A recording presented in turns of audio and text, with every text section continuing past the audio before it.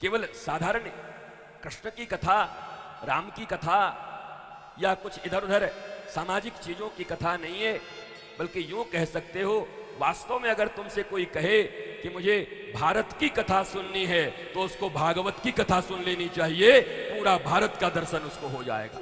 कौन सी ऐसी चीज है जो भागवत में नहीं है, मुझे बताओ। भगवान है, नायक है, खलनायक है, स्वर्ग है, नरक है, वेश्या है, रानी है, कोई एक पात्र बताओ जिसमें भागवत की कथा नहीं हो, भागवत में नहीं हो, बताओ एक चीज। सृष्टि से लेकर के, जन्म से लेकर मृत्यु से, मुक्ति से, भक्ति से, शक्ति से, आसक्ति से, बताओ एक चीज जो भागवत के भीतर ना हो। भागवत की कथा ही भारत की कथा है। वो मनोज कुमार गाता था ना, भारत का रहने वाला हूं, भारत का गीत सुनाता है प्रीत जहां की रीत सदा। तो वास्तव में भागवत का गीत, भागवत में कितने गीत हैं? गोपी गीत है, वेणु गीत है, ऐल गीत है, गीत ही गीत है, जितना गीत समझो। इसलिए श्रीमद् भागवत के कथा के चतुर्थ दिन, आज तो पंचम दिन है, श्री कृष्ण जन्म के उपरांत जब श्री कृष्ण की लीला का श्रवण करते हैं तो एक बात बुद्धि में बिठा के सुनते हैं, भगवान है, ईश्वर है, सच्चिदानंद विग्रह है। नहीं तो धोखा हो जाएगा। साड़ी ले भाग गए महाराज जी अच्छा माखन चुराते थे, अच्छा अच्छा अच्छा, हड़िया फोड़ देते थे। हमारा वाला भी बड़ा शैतान है, तुम्हारा वाला सचमुच शैतान है, वो भगवान है।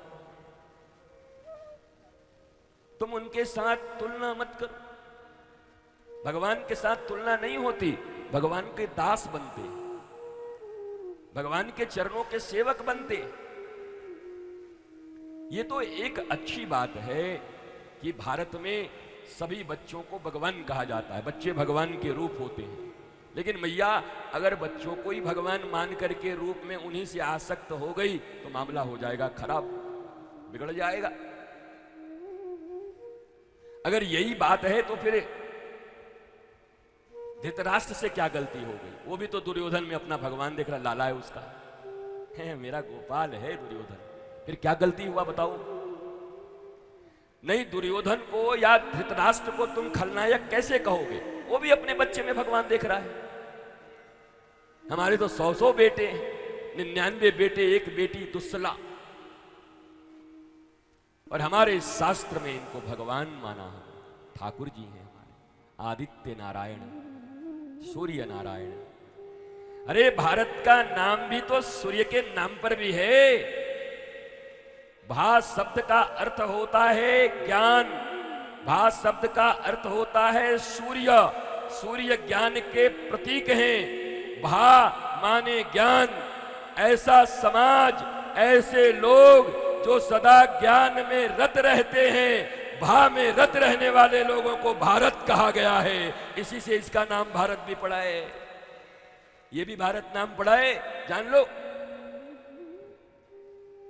तो लॉजिकल है हम। क्या ये लॉजिक नहीं है कि जिस सूर्य ने तुम्हारे पति को जान दिया, तुम्हारे घर वालों को इतना जान दिया, क्या क्या नहीं दे रहे वो? हवा चल रही तो ऑक्सीजन ले रहे हो।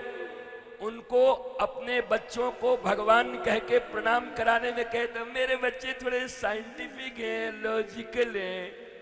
तुम्हारे बच्चे तुम्हारे जैसे नंबर 1। अब आगे तुम खुद सोचो, हम काहे व्यासपीठ से बोले? जो जोड़ना है जोड़ लो। लॉजिक ये कि बिना बिल लिए, बिना हमसे कुछ मांगे, अनंत काल से भगवान सूर्य हमारी सेवा कर रहे हैं, चंद्र हमारी सेवा कर रहे हैं, वायु हमारी सेवा कर रही है, वृक्ष हमारे सेवा कर रहे हैं। इस मिट्टी पर थूकते हो, इस पृथ्वी पर गंदगी डालते हो, सीना चीर देते हो पृथ्वी का, उसके बाद भी अन्न निकाल के तुमको खाने के लिए देती है। कर्नाटक के कोलार से सोना निकाल के देती है हमारी भारत माता। धनबाद से कोयले निकाल के तुमको देती है यही पृथ्वी माता तुम्हें। इसलिए हमारे बच्चों को प्रातःकाल कर मध्य करमूले तू, पढ़ते थे ना, भूल गए? इसको पढ़ने वाले क्या कहते हैं? ये सब आउटडेटेड लोग हैं। अरे आउटडेटेड की खानदान तुम हो, तुम रावण की खानदान हो। जो दे उसी के प्रति तुम कृतज्ञ हो, जो दे उसको तुम धन्यवाद तक नहीं दे सकते, प्रणाम तक नहीं कर सकते। बताओ दुनिया में ऐसे व्यक्ति को कोई पसंद करता है? कोई तुमसे जब कर्ज मांगने आता है तो कितना दांत निकाल के मांगने आता है बस 1 महीने के लिए, उसके बाद तो फिर बेटा